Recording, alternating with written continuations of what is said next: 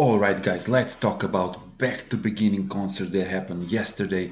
Man, I just want to say a few things. This is not going to be a long video, I hope. So first of all, what did I think about this? Man, I enjoyed it so much. I have never enjoyed anything like this in like last 20 years.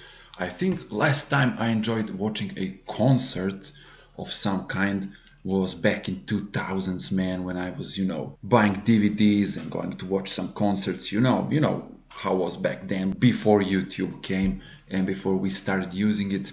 So it was so cool, man. Then the stream was the best decision that they could have done, that they could have made actually.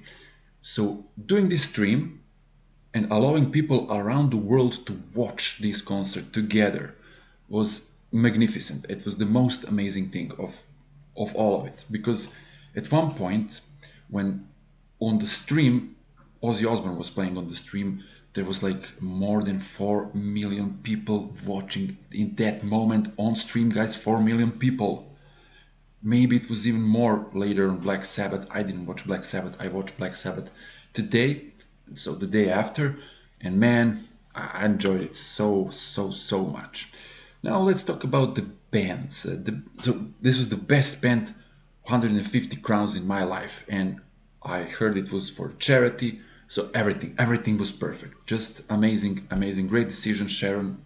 If it was you, totally, you nailed it, as usual.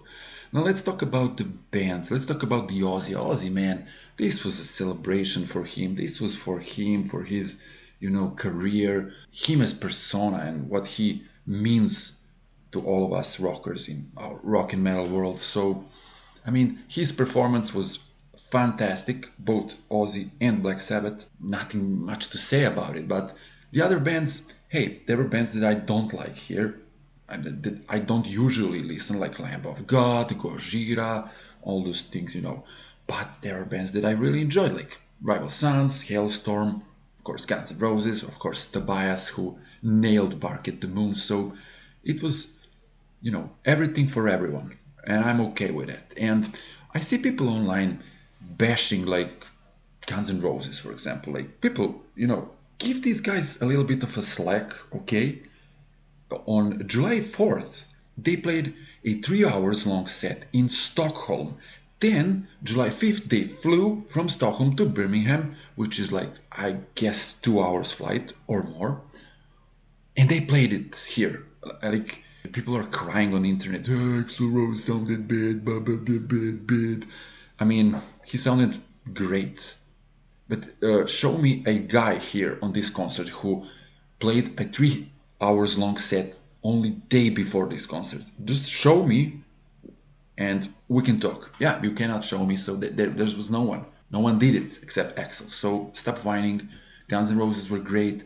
They were happy. They were glowing. They were, they really enjoyed it. You could see that on their faces. You could see everything on Axl's face, how positive he was, how he enjoyed this so much, playing for Ozzy, giving him, an honor for the rock and metal. He was their, idol or whatever.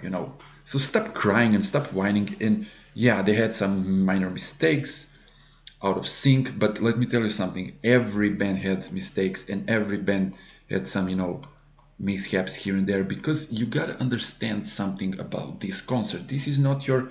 Even Metallica had, they were out of sync few times, and they had some problems with the mic on Creeping Death, as I remember. So everybody had problems. Why? Because this is a one set for everybody. We only waited like 10 minutes between bands. So just think for a second. Metallica has this big production, grandiose production for their concerts. Guns N' Roses has that too. So how many hours and people and work you need to put all that so they sound perfect? And here, what? 10 minutes. I mean, what are we talking about? Just this was only one set for everybody, so it was not supposed to sound flawless, if you know what I mean. But this is rock and roll. This is what rock and roll is. Just go there, play, and have fun. And that was actually what happened. And yesterday, I mean, so yeah. And some highlights of the show was totally like Tobias Forge playing Bark at the Moon. I loved when Nuno Bettencourt put Diogo Jota's jersey. Diogo Jota is, if you don't know, a footballer. He was the footballer for Liverpool and Portugal, but he tragically died like a few days ago in a car accident. So Nuno, who is also Portuguese, he paid him a really good tribute. So rest in peace, Diogo. He was a great football player. And I love the fact that Rudy Sarzo played and Jake Lee, old Ozzy's butts. Then I really, really enjoyed Steven Tyler. Man, this guy. Wait a minute. Aerosmith stopped because he couldn't, continue performing and singing. But I haven't seen that yesterday. I mean, I know it's only one concert. It's not like a full tour. But the guy nailed it and once again proved that he's the king of this game. He's the king of rock and roll. So he proved it right there in Birmingham. Then what else? Guns N' Roses, of course. Highlight of the night was Guns N' Roses playing as a 5-piece, like first time since 1990. And that was me who broke this news online. I wrote this article like, hey, in case you missed, like Guns N' Roses play like, a 5-piece band since that Farm Aid concert in 1990 with Steven Adler. After that, they played with Dizzy Reed and all those people. After that, in 1992, and it was just amazing to see them. Just five of them, like 2 guitars, bass, and drums, and Axel. That perfect. And Isaac nailed it.